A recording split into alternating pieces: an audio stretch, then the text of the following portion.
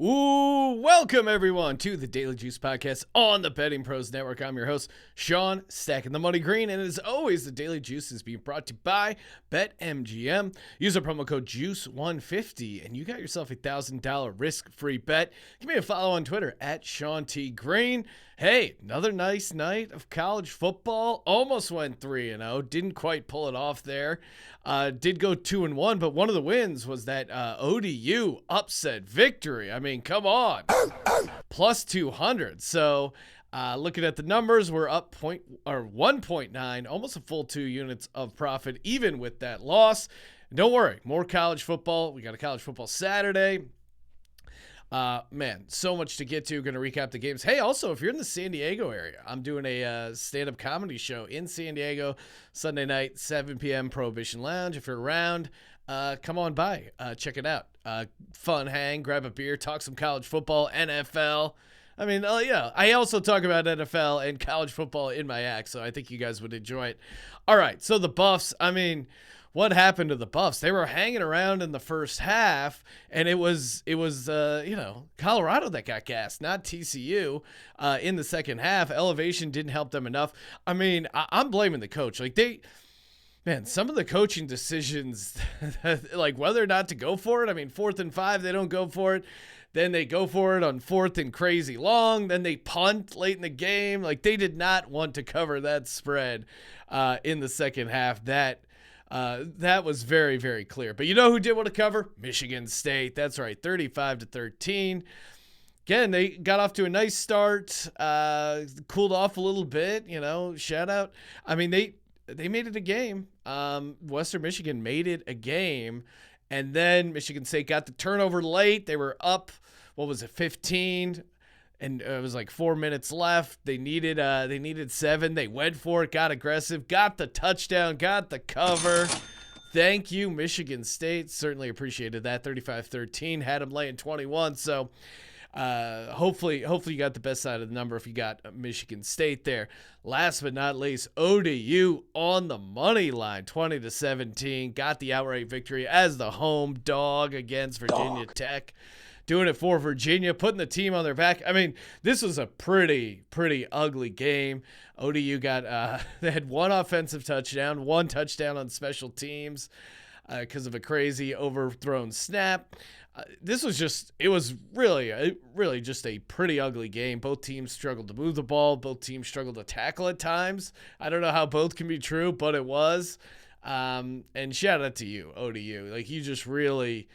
you got it done. Got me the victory. Nice outright money line dogs. So them and Northwestern. I think they were actually the only 2 FBS college programs to win outright as dogs. Gave them out both. I think that's certainly worth a nice little 5-star review over on the Old Apple Podcast if you can find it in your heart. And hey, we have a breaking news, everyone. We have a winner for the Vince Papale jersey. That's right. Shout out to you, Steve Barry from Mount Prospect, Illinois. Steve is a huge fan of the show, and he said he was checking his email all the time because he didn't want to miss out. We had to redraw the last jersey winner because we couldn't get a hold of them. So shout out to you, Steve, and thanks for listening to the show. Certainly appreciate that.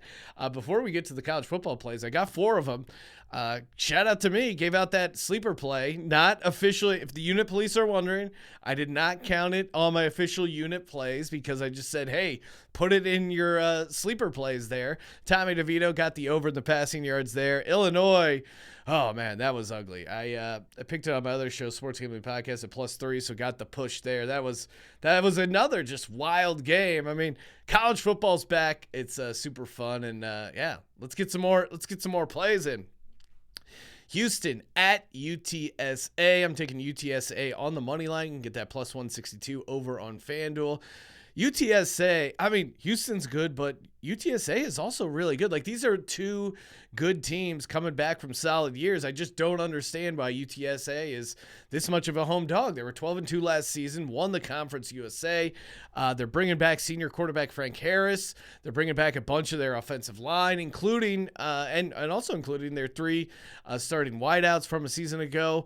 Frank Harris threw for 3,100 yards, 27 touchdowns. Houston is also going to be able to move the ball.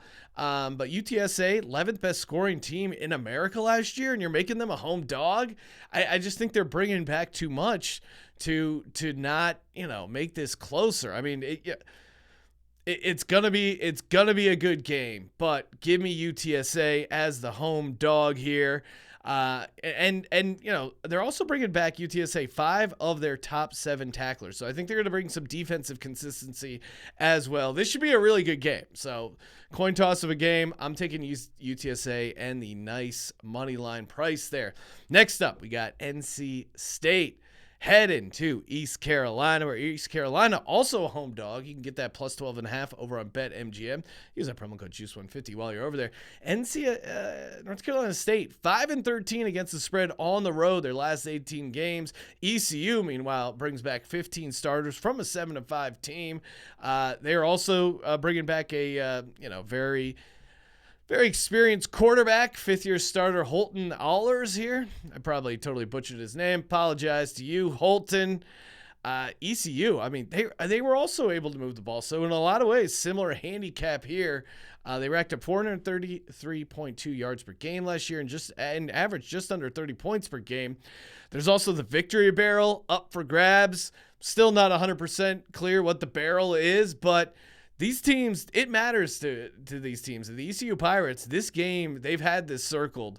I think they will get up for this game. Like them, plus 12.5. Like them.